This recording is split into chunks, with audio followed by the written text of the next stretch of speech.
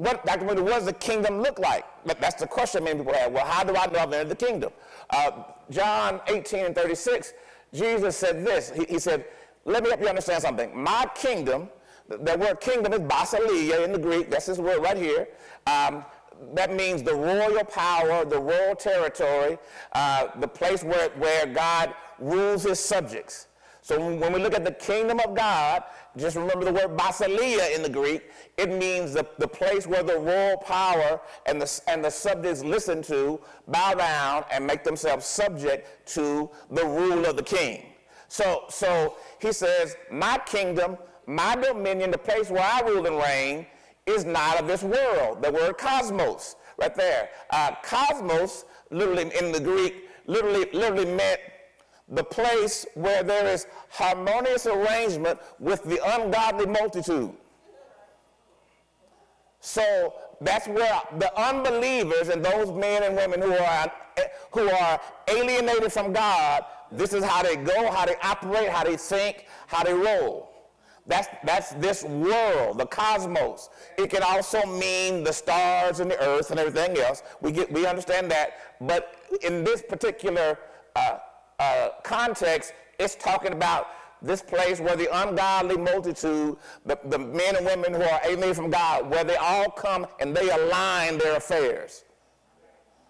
And so, and this is how they do what they do, how they get their riches, how they get their advantages, how they get their pleasures. So the world or the cosmos operates a certain way. And the kingdom is what? Not like that. So understand this. So when you're looking at the church, you should be looking at something that's countercultural. The kingdom should be something that is different than the world. Am I making sense? So that means just because the world does it and accepts it, that's not the green light for the kingdom to do it. It's like Jesus says, we operate differently. Am I making sense? We have different values. We have different ways we roll. And so, man or woman of God, that means you cannot be a son or a daughter of the times and be in the kingdom. That you can't just flow with however everybody's flowing, because that's a sign. If you're in agreement with everybody, that's a sign you're not in the kingdom. You should be going against the trend. You should be looking different. There should be something distinct about you. And he says, my kingdom is not of this world. That means however they operate, we do differently. However they go, and it says, for if my kingdom were of this world, my servants would fight. That word there literally means they would enter a contest in the Greek. They would contend with their adversaries. They would struggle. They would have strenuous zeal to obtain something. So I want you to understand this. That means the world is always hustling. The world is always humping, trying to get more and get that. Now understand this. But God's kingdom is not like that. So that means if you're always hustling and you're always humping and you're always trying to make it, you're always on your grind. You always, man, I gotta be about my business. Then God says, that ain't how I operate. So just think about it. Because we argue that I'm in a rat race, so it makes you a rat.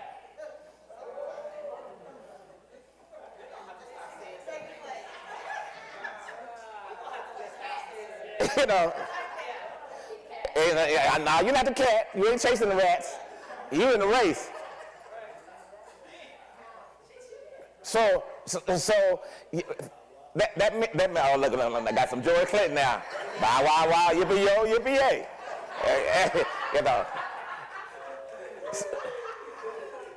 But notice, he says this, that God's kingdom, the kingdom is different. So that means this, I should look different. People should be asking me a lot of whys. Why do you do or why don't you do? People should be surprised by your reaction. Not saying, yep, I would have done the same thing. Because if the world agrees with you, that's a pretty good sign that you're not of the kingdom. Does that make sense? Makes sense. And so these are the barometers. You say, man, listen, everybody loves me. That might be a problem. All my best friends are of the world. I can't stand church people. That might be a problem. People in the streets more lower than people in the church. That's why I can't stand people in the church. But I love my brothers in the street. At least they real. That might be a problem. Because we should be different. He's saying that my servants, we go about it a different way. Am I making sense? It's not saying you don't work. It's not saying that you're not striving to be good. It's not saying you're not striving to excel. I'm not arguing that either. But I'm arguing that the way, if your whole life, attitude, and culture aligns with the world, it's probably a great indication that you are a part of that world. Because the cosmos means the harmonious arrangement of the multitude who are alienated from God. So however they roll should not be how you roll. Clear enough? Clear enough. And so you can do your own self-inspection right now, right now. And so the kingdom's different, but the kingdom is supposed to manifest. Part of the church and part of the kingdom's role is to manifest the reign of God. So that means this. So Jesus says this, if a son of peace is there, and your peace will rest on it. If not, it will return to you and remain in the same house, eating and drinking such things as they give for the laborer worthy of their wages. He's talking to some of his followers who he sent out. And he's saying, don't take your knapsack with you, don't take your bags with you, don't take all the provisions with you, because if you do ministry, ministry should provide for you. So that when you're at that house, and it's a house of the kingdom, they will meet your needs. Am I making sense?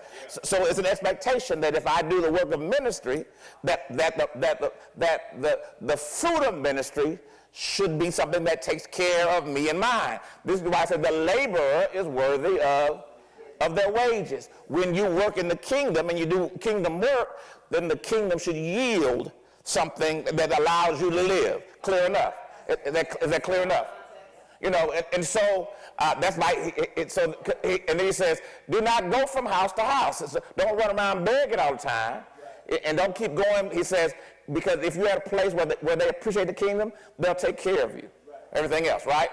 Whatever city you enter, and they receive you, eat the thing that was said before you. When they bless you and say, man of God, here's this and that, you say, thank you so much. I appreciate it so much. And then he says this. Now he says, and then do what? Heal the sick there. This is the manifestation of the kingdom. Why? Because now I'm welcome. Now let's bring God's will to pass in here. So God's will is to overturn the works of the enemy. So now there is sickness. So now I'm going to pray for healing, because sickness is a manifestation of the enemy. So I'm going to pray for healing to manifest the will of God. Making sense? So, and heal the sick and say to them what? The kingdom of God has come near you. So when I demonstrate the kingdom, I explain the kingdom, and I demonstrate the kingdom, and then when they receive a miracle, I say, now you have experienced the kingdom in the now. You just experienced it. That healing, that miracle, that blessing that you just received, that's now you see what you get a taste of what God's will is, and the kingdom now is being manifested with you. So as a believer, I go around, I teach, I preach, I share, my needs are taken care of, and then in turn, what do? I overturn the works of the enemy in your space, And then I tell you, and people say, is this the kingdom? And you say, yes, it is. The devil wanted to be like this, and we flipped it the other way. Now you see now how God is ruling and reigning in this domain or this territory. Does that make sense? So this is how the kingdom should look. Now, and he says this, the kingdom of God is near you. That word near, in the Greek, it's in idzo, which means that it says this near you is joined one thing to another, or is the time of fulfillment has come. So when it says the kingdom is near you, what it says is literally what God's will was is now being fulfilled in your life. Does that make sense? Now, thank you for worshiping with us today. If you liked this message, you can find the rest at cmllcstore.com. We invite you to join us again for our extraordinary worship services every Sunday at 10:30 a.m., Sundays at 4 p.m., and Wednesdays at 7:30 p.m. Central, where Dr. Moody teaches how to understand the Bible, and you can get all your biblical questions answered. We look forward to connecting with you. We ask that you subscribe to The Rock ATX on YouTube and follow The Rock ATX on Facebook and Instagram to stay connected to all The Rock is doing. You can also get connected on our website at therockatx.org. Again, thank you for worshiping with us, and be blessed.